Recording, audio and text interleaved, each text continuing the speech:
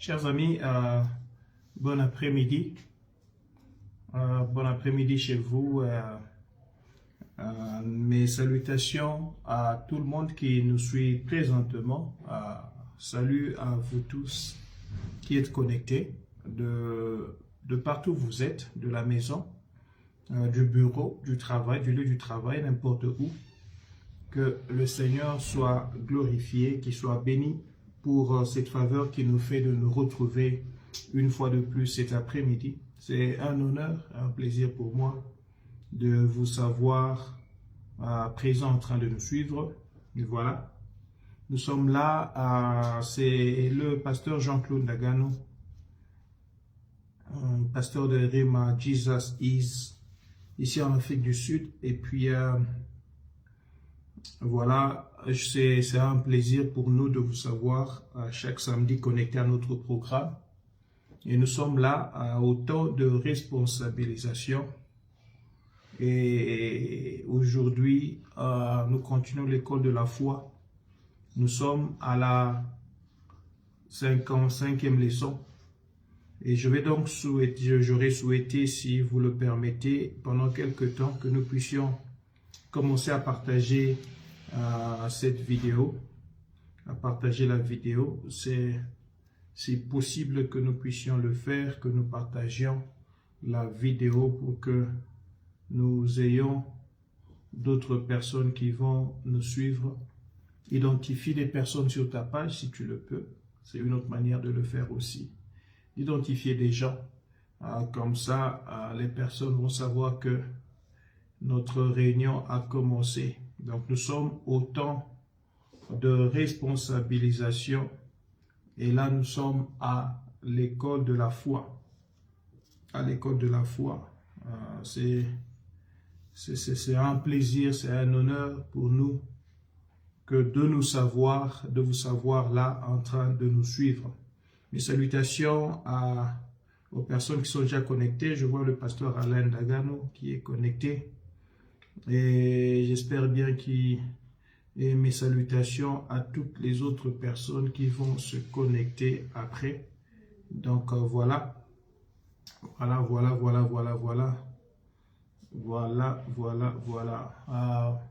Nous étions en train de parler des degrés de la foi.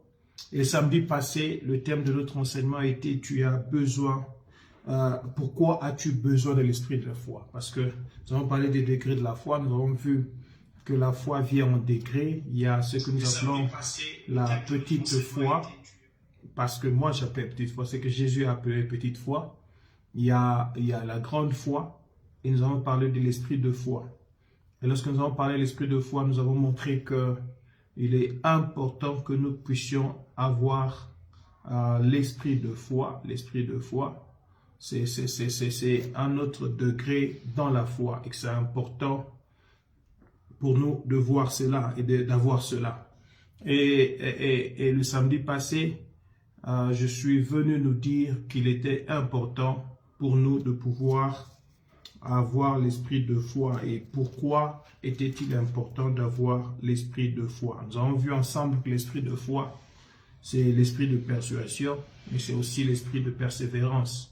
C'est-à-dire beaucoup de gens ne reçoivent pas dans leur vie de foi, des choses qu'elles espèrent recevoir, tout simplement par manque de l'esprit de foi.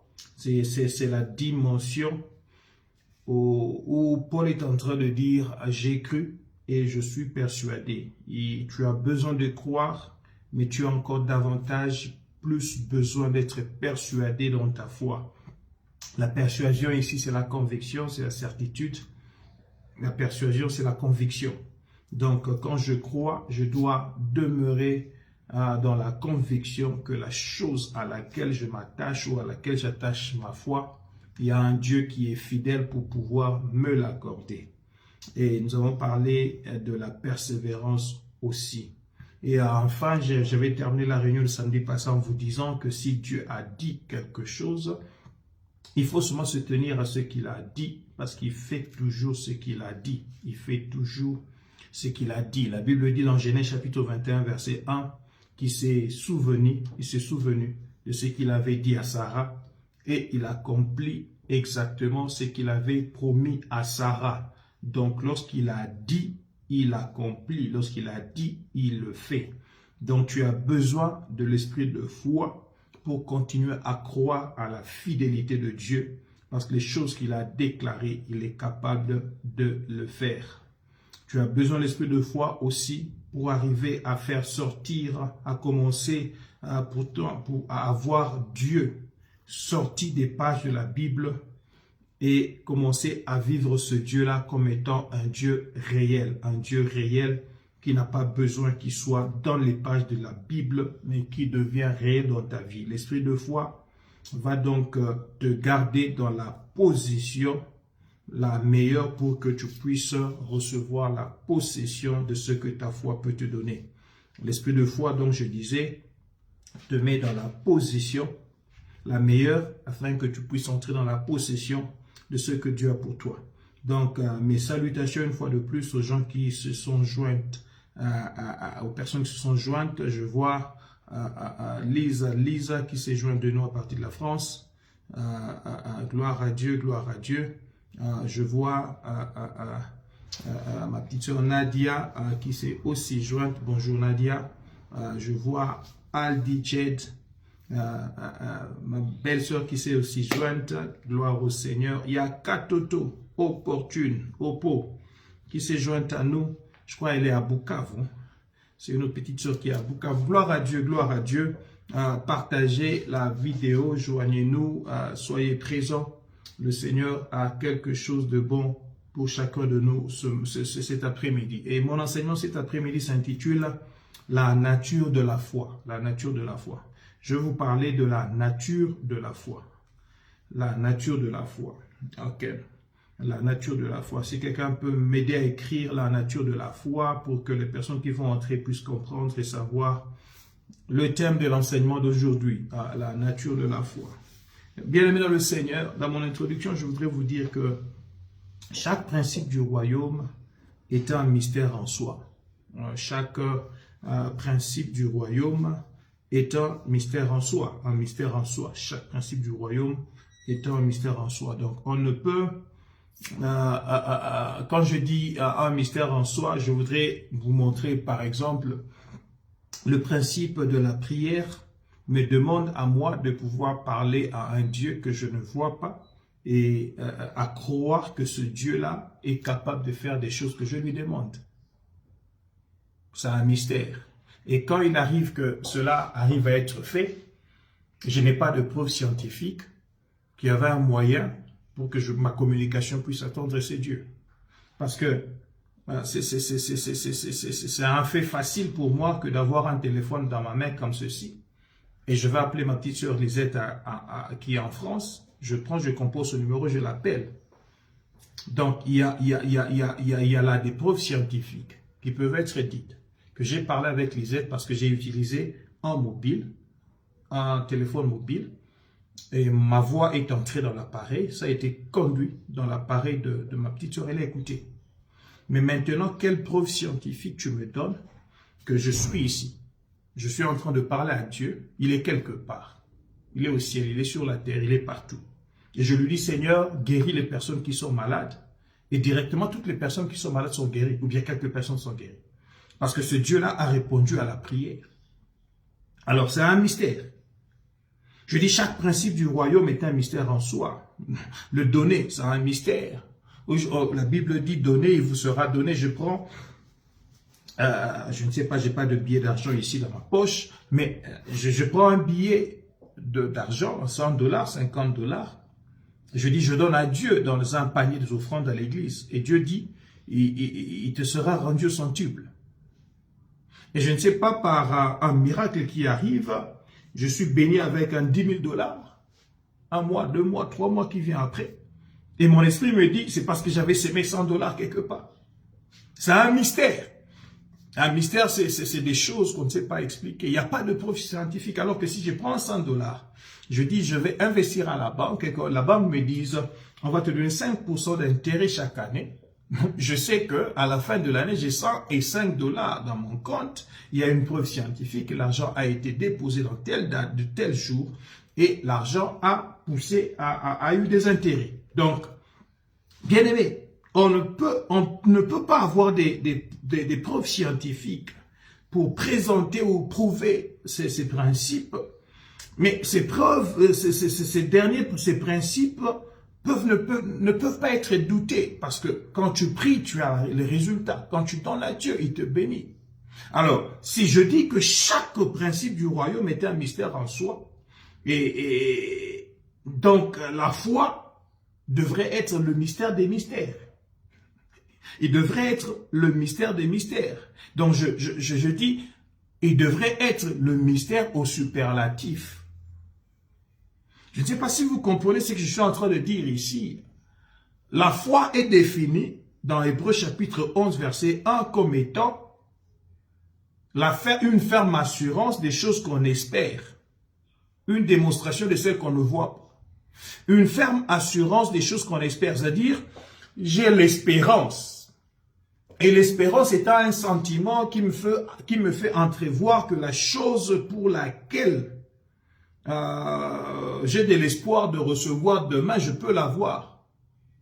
Je pourrais l'avoir. Donc il y a probabilité pour moi que de l'avoir. Mais maintenant, la foi vient et dit non, non. La foi n'est pas question de probabilité, c'est plutôt une assurance qui a de la fermeté, une assurance ferme, une assurance certaine et sûre, que la chose que j'espère, je peux l'avoir et je vais l'avoir. Mais maintenant, elle devient une démonstration des choses que je n'ai pas encore vues.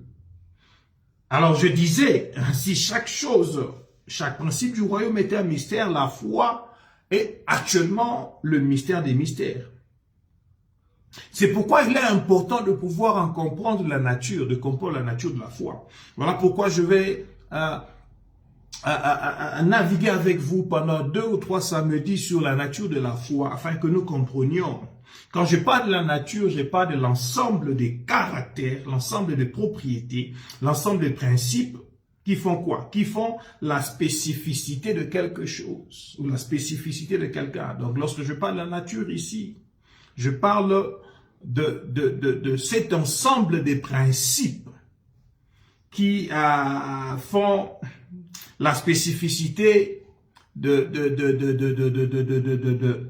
la foi. C'est quoi qui fait que la foi soit spécifique? C'est ça la nature de la foi. Et je vais vous parler de 3 éléments aujourd'hui, 3 ou 4, comme je voudrais pas aller au-delà de 35 à 40 minutes de notre réunion. 3 ou 4 principes dans la nature de la foi. Premièrement, la foi voit l'invisible. Première nature de la foi, quand je parle de la nature de la foi, un ensemble de caractères, un ensemble de propriétés, un ensemble de principes, un ensemble de forces qui font la spécificité de la chose ou de la personne. Quand tu parles de la nature de Jean-Claude, il faudrait que tu puisses connaître quels sont les caractères qui font que Jean-Claude soit spécifique. Comment on peut spécifier la personne? Donc je disais, la foi voit l'invisible. Donc les yeux de la foi perçoivent ce qui n'est pas vu par les autres. Un homme qui a la foi, une femme qui a la foi, voit vert là où tout le monde est en train de voir rouge. C'est-à-dire, tout le monde voit qu'on ne peut pas progresser, ça doit stopper, ça doit s'arrêter. Mais l'homme de foi, au-delà du feu rouge, lui, il est en train de voir le vert. Pourquoi? Parce qu'il ne voit pas comme les autres. La foi voit l'invisible. Pour un homme scientifique, un médecin comme moi, si tu es en train de voir, tu confonds les couleurs, c'est rouge, tu as vu du vert, c'est vert, tu as vu du rouge, je vais te taxer d'une maladie des yeux. Tu taxes d'une maladie des yeux. Tu es malade. Ta rétine n'arrive pas à se focaliser proprement afin de donner l'information, la vraie, au cerveau pour que le cerveau lise la couleur. Un scientifique comme moi, si tu me dis que tu es en train de voir de l'argent alors qu'il n'y a rien, je vais te dire que tu fais des hallucinations visuelles. Et hallucination visuelle devient symptôme d'une maladie psychiatrique qu'on appelle psychose. C'est-à-dire, c'est un trouble de personnalité. Alors, un homme de foi comme moi, j'accepte d'être un psychosé spirituel. C'est-à-dire, je suis un malade psychiatrique dans le domaine spirituel parce que je vois des choses que les autres ne voient pas. La foi voit l'invisible. J'accepte qu'il n'y ait pas de preuves scientifiques, mais le résultat de ma foi ne sera pas douté parce que j'aurai le résultat. La foi étant une ferme assurance de choses qu'on espère. Quand j'espère et que je suis assuré fermement, tu me traites de psychosé. Mais quand je vais démontrer ce que tu ne vois pas encore et que cela va devenir maintenant palpable, tu comprendras que je ne suis pas psychosé. C'est peut-être toi qui es malade et tu souffres d'une maladie spirituelle, du manque de foi. Alléluia. Quand la création n'était pas encore visible, Dieu l'avait vue. Parce que quelqu'un est avec moi, j'ai dit quand la création n'était pas encore visible, Dieu avait vu la création. La Bible ne dit-elle pas que la terre était informe et vide, et Dieu dit, dans l'informité de la terre, dans le vide de la terre, le Dieu qui a créé avait la vision de ce qu'il entendait faire. Il a vu ce qui était invisible aux hommes, mais qui est encore visible à lui. Parce que la foi voit l'invisible et amène cela à l'existence. La foi voit l'invisible et amène cela à l'existence. Pourquoi cela? Parce que la foi, c'est voir sans voir pour enfin voir. C'est ma définition sur la foi. Je parle de la loi des 3 voirs, ou la loi de voir au cube, où un voir est exclu par le voir du milieu est exclu par le premier voir, mais le 3e voir vient confirmer le voir qui était exclu. Voir sans voir pour enfin voir. La foi voit l'invisible lorsque ce n'est pas encore du vu et du vécu. L'homme de foi voit cela dans son imagination et la finalité de sa foi, c'est qu'il va voir enfin ce qui devait être vu et qu'il avait déjà vu dans sa vision. En bon français, on dirait qu'il avait déjà entrevu. Voir sans voir pour enfin voir. La loi des 3 voirs. La loi de voir au cube. Parce que je définis la foi dans le dictionnaire qui est le mien. La première définition qui me permet de comprendre la foi, c'est celle-là. Voir sans voir pour enfin voir. C'est-à-dire, je vois sans mes yeux physiques. J'ai pas besoin de mes yeux physiques pour voir ce que je veux voir. Je vois dans mon imagination, dans ma divinité. Parce que se connecter à la foi d'Abraham, c'est se connecter à la divinité. Je me connecte à la divinité pour voir des choses que Dieu voit. Que toi, humain, tu n'as pas encore vu. Mais que moi, humain, élevé à la dimension de la divinité, j'ai vu. Et j'ai déclaré pour que cela soit fait dans l'humanité. Voir sans voir pour enfin voir. La foi voit l'invisible. Voilà pourquoi parlant de Moïse, Hébreux chapitre 11 verset 27 dit, c'est par la foi qu'il quitta l'Égypte, sans être effrayé de la colère du roi, car il se montra ferme comme voyant celui qui est invisible. La colère du roi pouvait être vue, le roi lui-même pouvait être vu, les conséquences de sa colère pouvaient être tangibles. Mais Moïse a refusé de voir le roi et sa colère. Moïse a accepté de garder sa fermeté en voyant celui qui est invisible. Les yeux de sa foi se sont ouverts pour voir l'invisible, afin d'opposer son invisible au visible qu'il voyait. Et il s'est dit, la colère de ce roi, Pharaon que je vois, elle est moindre et moins forte par rapport à la force du Dieu invisible que personne ne voit. Et que moi j'ai vu par la foi. Oh, parce que je suis en train de parler à quelqu'un. J'étais en train de dire, la foi voit l'invisible, la foi voit l'impossible. Quand tout le monde a peur de la colère de Pharaon, Moïse se lève par la foi. La Bible dit, il se montra ferme. Il a montré qu'il avait la fermeté de l'assurance dans sa foi. L'esprit de la foi, l'esprit de la persuasion et de la persévérance pour se dire, celui qui a promis est fidèle pour faire. Celui qui a promis est fidèle pour faire. Celui qui a promis est fidèle pour faire. Voilà pourquoi la foi ne peut pas se séparer de la fidélité. En anglais, la foi c'est faith. Faith. La fidélité c'est faithfulness. Vous voyez, quand vous mettez ces deux ensemble, c'est pour vous dire que la foi compte sur la fidélité. Pas la fidélité de l'homme, mais la fidélité de Dieu. La fidélité de Dieu, c'est que ce qu'il a dit, il le fera. Ce qu'il a déclaré, il l'accomplira. Voilà pourquoi le samedi passé, je vous disais, Genèse chapitre 21, verset 1, la Bible dit, l'Éternel se souvint de ce qu'il avait promis à Sarah. Et il dit cela. Il se souvint. Lorsque Dieu a parlé, il le fait. La foi voit l'invisible, la foi se connecte à la fidélité de Dieu. La foi voit ce que Dieu a dit, visibilise cela en esprit et dans l'imagination, déclare cela par sa bouche afin de dire ce que j'ai vu. Et à la fin, la démonstration, c'est la foi. Deuxième élément sur la nature de la foi. Après que nous ayons dit que la foi voit l'invisible, numéro 2, la foi pense l'impensable. La foi voit l'invisible, amène cela à l'existence. Deuxièmement, la foi pense l'impensable. La foi pense l'impensable. Je disais, la foi pense l'impensable. Elle pense aux choses que personne dans l'imagination humaine ne peut penser. Je ne sais pas comment tu peux imaginer que quelqu'un marche sur l'eau.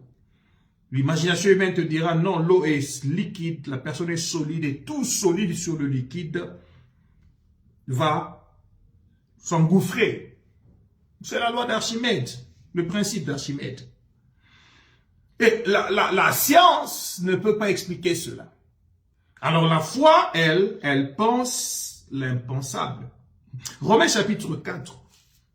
Parlant d'Abraham, dans Romains chapitre 4, je vais lire 3 versets. À partir du verset 18, il est écrit, espérant contre toute espérance, il crut et devint ainsi le père d'un grand nombre de nations. Selon ce qu'il avait été dit, telle sera ta postérité. Ok? Non, verset 19. Et sans faiblir dans la foi, Abraham ne considéra point, souligné considéra point, ne considéra point, considérer, que son corps était déjà usé puisqu'il avait près de 100 ans et que Sarah n'était plus en état d'avoir des enfants. Verset 20. Il ne douta point, notez douta, il ne douta point, par incrédulité. On ne peut que douter par incrédulité. Mais on ajoute, il ne douta point par incrédulité. Ça, c'est aussi encore amené à l'état superlatif. Il ne douta point par incrédulité au sujet de la promesse de Dieu, mais il fut fortifié par la foi, donnant gloire à Dieu. Bon, suivez-moi maintenant ce que je suis en train de dire. Je disais, la foi pense l'impensable. La Bible dit au verset 18 que Abraham a espéré contre toute espérance. Rappelez-vous la définition de la foi, une ferme assurance des choses qu'on espère. Une ferme assurance des choses qu'on espère. L'espérance étant un sentiment qui te fait entrevoir que la chose que tu espères ou que dont tu as envie de voir peut ou ne pas se faire dans le futur. Mais maintenant, définissons la foi d'Abraham, la nature de sa foi. Il a espéré là où il n'y avait plus raison d'espérer. Il y a la version Le Semeur qui dit, alors que tout lui interdisait de pouvoir espérer, il a espéré, il a cru. C'est même ça la foi. C'est arriver à espérer l'inespérable. C'est arriver à accepter l'inacceptable. C'est arriver à embrasser l'inembrassable. C'est arriver à recevoir l'irrécevable. C'est arriver à posséder l'impossédable. Donc, je suis en train de dire la foi, c'est vivre le contraire de ce que la nature ne peut te donner. La foi, c'est aller au-delà de ce que l'humanité ne peut te donner. La foi, ça ne s'explique pas, ça s'accepte. La foi, ça se croit. Ça se croit, la foi, ça se croit. Il a espéré alors qu'il n'avait plus raison d'espérer. Pourquoi? Maintenant, écoutez, sans faiblir dans la foi, il ne considéra point. Le verbe considérer ici en français, c'est un exercice mental.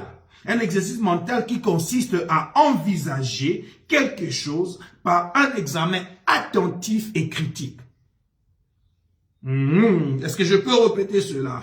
Considérer est un exercice mental qui consiste à envisager quelque chose par un examen attentif, je regarde attentivement, mais aussi de manière critique. Un exercice mental qui me permet de regarder attentivement. Qu'est-ce que Abraham a considéré? Qu'est-ce qu'Abraham devait considérer qu'il a refusé de considérer? Il devait considérer qu'il avait 100 ans et que quand Dieu lui avait parlé, il avait 75 ans et que maintenant sa femme a 90 ans, mais quand Dieu leur avait promis, la femme avait 65 ans.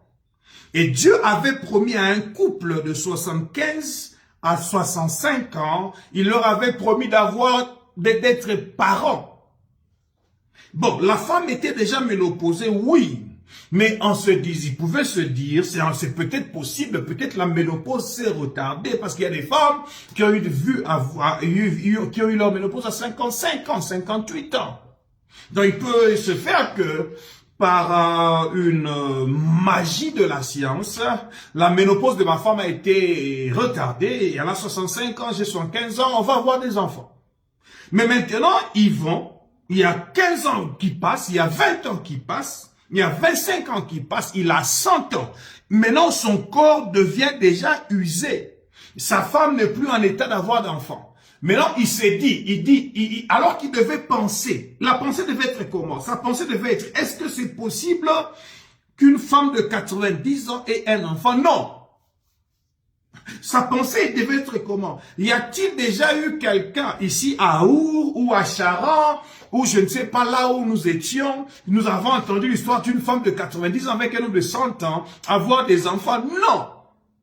Mais maintenant, au lieu qu'il continue à soumettre son mental par cet exercice qui consiste à envisager quelque chose par un examen attentif et critique, il se dit non, je refuse de considérer. Voilà pourquoi je dis la foi pense l'impensable. L'exercice mental d'un homme normal devait lui dire c'est pas possible que tu aies des enfants. Mais la Bible dit au verset 20e, il ne douta point par incrédulité. Comme je disais encore, douter, c'est un autre exercice mental. Un exercice mental, écoutez-moi ceci, douter, c'est un exercice mental qui pousse quelqu'un à être dans l'incertitude de la réalité d'un fait ou de la vérité d'une assertion. C'est un exercice mental qui pousse quelqu'un à être dans l'incertitude de la réalité d'un fait ou de la vérité d'une assertion. Donc, ici, douter se définit par incertitude. Mais la Bible dit, il ne douta point par incrédulité. Alors que quand quelqu'un doute, il y a de l'incrédulité. Mais on dit maintenant, lui, il a refusé de douter, c'est-à-dire d'apporter incertitude par incrédulité. C'est encore au superlatif, c'est encore élevé à un niveau où il n'y avait même pas de doute quelque part en Abraham. Doute de quoi? Au sujet de la promesse que Dieu lui avait faite. Mais il fut fortifié par quoi? Par la foi. Parce que la foi qui voit l'invisible, la foi qui pense l'impensable, c'est cette foi qui a fortifié Abraham. Et cela a donné gloire à Dieu, au point que Dieu a répondu, a fait ce qu'il a promis. La foi qui pense l'impensable donne gloire à Dieu. La foi qui pense l'impensable donne gloire à Dieu. Lorsque tout le monde pense et dit que c'est pas possible que toi tu aies des enfants. Parce qu'on dit que les médecins ont déclaré ta femme stérile. Et que toi tu crois que c'est possible que tu aies des enfants. Et que tu apportes la foi à la dimension d'Abraham. C'est la foi qui voit l'invisible, la foi qui pense l'impensable. Cette foi-là vient donner gloire à Dieu. Oh bien aimé, je vais dire ceci, les conditions naturelles ne signifient rien ou ne disent rien du tout à la faculté mentale d'un homme de foi.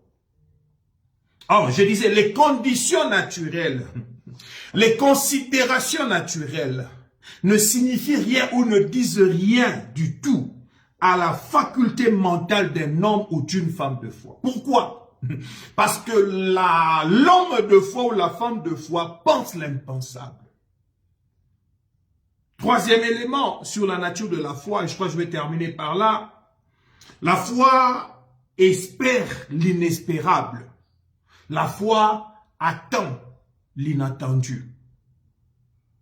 Troisième élément dans la nature de la foi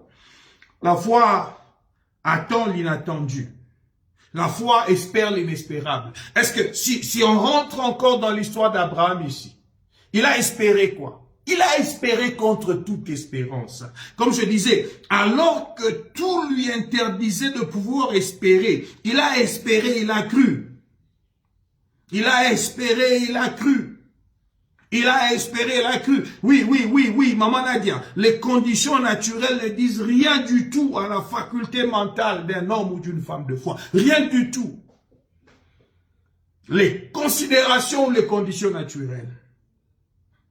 Qu'on me dise que ça ne marchera pas parce que j'ai déjà vieilli, qu'on me dise que ça ne marchera pas parce que c'est pas possible. Je veux dire, c'est déjà arrivé à Abraham, il avait 100 ans, il a eu un enfant. C'est arrivé à Sarah, elle avait 90 ans, elle a eu un enfant. La foi attend ce qui est inattendu. La foi espère ce qui est inespérable. Hébreux chapitre 11 toujours, au verset 7e parlant de Noé.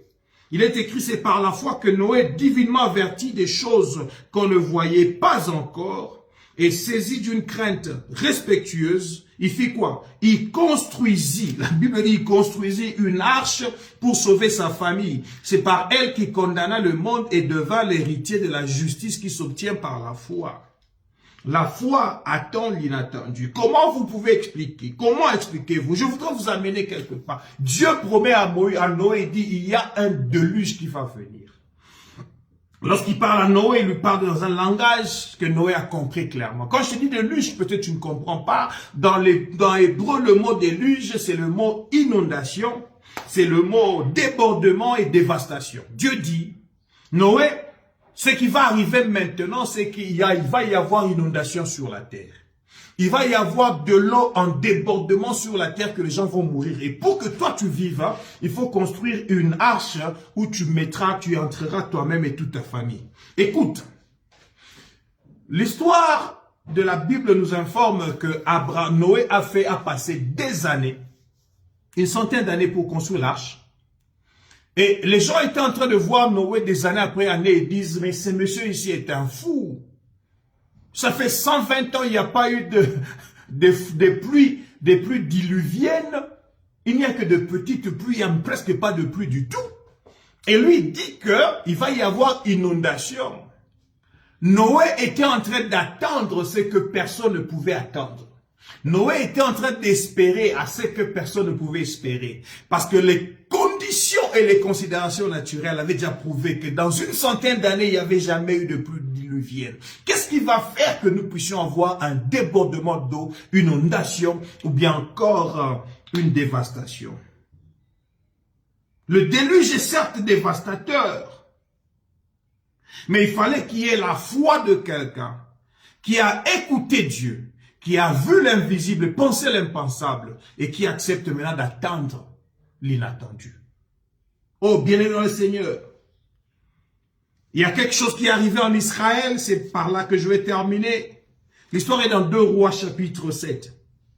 Ça parle du prophète Élisée qui promet que demain, il y a quelque chose qui va se faire, il y a un miracle qui va arriver, et on va avoir la farine qui va coûter moins cher, l'orge qui va coûter moins cher, alors que tout était contre à expliquer que cela pouvait se faire. Les indices économiques, macro et microéconomiques, étaient contraires à la déclaration du prophète. Un officier du roi qui connaissait très bien les principes d'économie va dire au roi, au prophète, en tout cas, prophète, même si l'Éternel devait faire de fenêtres au ciel, je ne pense pas qu'une telle chose pourrait arriver. Alors, le prophète regarde l'officier du roi et dit, tu vois, que tu périsses, toi et tes connaissances en macroéconomie, demain cela va se faire comme cela. Tu verras cela, mais toi tu ne mangeras pas de cela. Alléluia. Écoutez, 2 Rois chapitre 7, 18 à 19. La Bible dit, l'homme de Dieu avait dit alors au roi, on aura 2 mesures d'orge pour un cycle et une mesure de fleur de farine pour un cycle demain, à 7 heures à la porte de Samarie. Et l'officier avait répondu à l'homme de Dieu, quand l'Éternel ferait de fenêtres au ciel, pareille chose arriverait-elle? Et Élisée avait dit, tu le verras de tes yeux, mais tu ne mangeras point. C'est en effet ce qui lui arriva. Il fut écrasé à la porte par le peuple, il mourut. Qu'est-ce qui est arrivé? Exactement. Et pourquoi ce monsieur disait que ce n'était pas possible? Écoutez. En termes clairs, Élisée était en train de dire, demain, vous allez acheter 10 kilos de farine, de maïs, par exemple, 10 kilos de farine de maïs, vous allez acheter ça à 2 dollars aujourd'hui, 1,80 $. C'est ça le cycle d'argent. Un cycle d'argent, c'est moins de 2 dollars. Donc, si tu es ici en Afrique du Sud, on te dit, tu vas acheter un sac de farine de blé de 10 kilos, tu auras cela à moins de 40 rentes. Et 20 kilos d'orge, tu vois, de riz par exemple, tu vas voir ça aussi au même prix à 40 rentes ou à 2 dollars. Alors, les prix étaient énormément élevés. Ils se disent non, c'est pas possible. Ce qui est arrivé, c'est que quand tu n'as pas la foi qui s'attend à l'inattendu, lorsque l'inattendu va arriver, tu en seras disqualifié. Oh, j'étais en train de dire à quelqu'un, si tu n'as pas la foi qui s'attend à l'inattendu, qui espère l'inespérable, lorsque l'inespérable de Dieu va arriver, toi tu seras disqualifié. Mais je refuse que tu sois disqualifié. Je voudrais que tu puisses être qualifié. Le samedi qui va suivre, je vais vous parler de du quatrième élément sur la nature de la foi. 4e, 5e et 6e. Le quatrième élément, c'est que la foi dit l'indicible. La foi dit l'indicible. L'indicible, c'est quelque chose qu'on ne saurait exprimer, qui dépasse l'expression humaine. Mais la foi dit des choses pareilles. La foi dit l'indicible.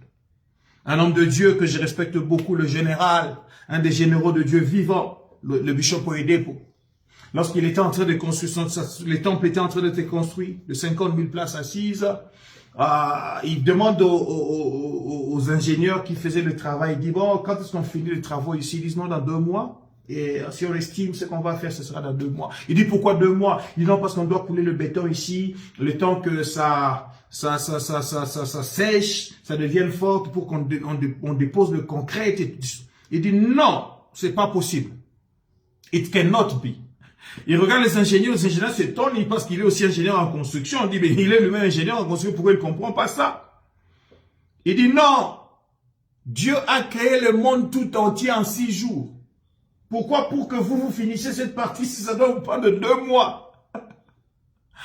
Ma foi ne peut pas créer en 2 mois. Je vous dis, ça doit être fait en moins de temps. Et en vous coupant les détails de l'histoire, c'est que les ingénieurs étaient étonnés de ce qui s'est fait. La construction a été construite où le bâtiment a fini de manière miraculeuse. Parce que la foi dit l'indicible. Lorsque tu dis ce qui est indicible, Dieu répond à tes dires. Bien le Seigneur, voilà ce que je voulais partager avec vous cet après-midi. La nature de la foi. La foi voit l'invisible, elle pense l'impensable, elle s'attend à l'inattendu et elle dit l'indicible. Que quelqu'un qui m'a suivi cet après-midi puisse commencer à dire ce que les gens ne peuvent pas comprendre. Puisse commencer à penser ce que la pensée humaine ne te donne pas. Puisse commencer à voir des choses qui sont invisibles. Et que ta vie ne soit plus jamais la même. Qu'aujourd'hui, tu reçoives ce que Dieu a pour part pour toi. Et que le jour qui vienne, tu puisses glorifier le Seigneur pour ce qu'il a fait dans ta vie. Ne doute jamais de l'inattendu de Dieu pour que tu ne sois pas disqualifié comme le fichier du roi. Tu peux être licencié en économie, tu peux être docteur en médecine. Oublie toute la pensée scientifique parce que la foi, c'est au-delà de cela. On va prier. Dieu de gloire, Dieu Tout-Puissant, merci pour toute personne qui m'a suivi, qui a reçu cette parole. Je déclare au nom de Jésus que la nature de la foi va s'opérer dans la vie de toute personne qui reçoit cette parole et qui la met en pratique. Au nom de Jésus-Christ. Amen. Nous nous retrouvons certainement pas samedi prochain. Je voyage pour le Congo. Je serai dans des programmes les 2 samedis qui viennent.